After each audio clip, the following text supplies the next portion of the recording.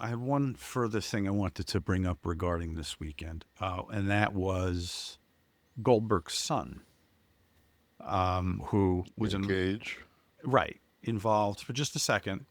Um, do you think there's a door there for his involvement? He plays football, college football. Colorado. Okay, right. Plays for Dion. And how young? He's pretty young, right? So, I think last year was his freshman year. okay. So it would be a few God, it years. is so crazy because I remember when Bill sent out his the picture of him when he was born, Mm, and it was Bill's like hand turned over with his forearm showing, and his son was sitting like right, he was just a little peanut in yeah. Bill's hand, and then to see a picture I saw later on where Bill and him are kind of chest to chest, well, not chest to chest, but kind of a face off in the locker room. I'm just like, wow, man, that's crazy. Yeah. But I remember like when T like was just started growing, and all of a sudden I turned around. I'm just like, I got this 6'5", 6'6" kid in my house. Yeah. You know, Yeah. Yeah, he's 19, I guess. Goldberg puts the brakes. I'm looking at a news item here when he was on the Ariel Helwani's show. He disclosed that WWE had approached his son with an offer to join their Next in Line program. However, Goldberg was not impressed with the terms of the deal. Quote, they tried to give him an NIL, but when I found out how much they were going to give him, I put the brakes on that one, Goldberg stated. He added, quote, but they would be ignorant if they didn't have an idea that it could be in his future. This revelation comes just days after Goldberg expressed his own disappointment with how WWE handled the retirement match. So, well, there you go. So, WWE serious about hosting him one day.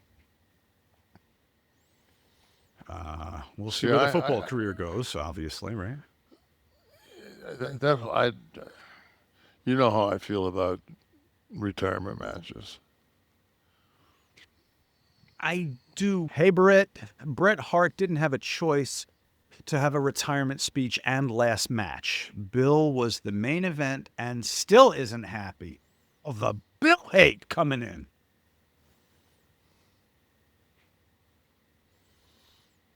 Well, not everyone can have a retirement match, right? I No, mean, but I think that the thing is, and I think people are missing the point of if you're going to have,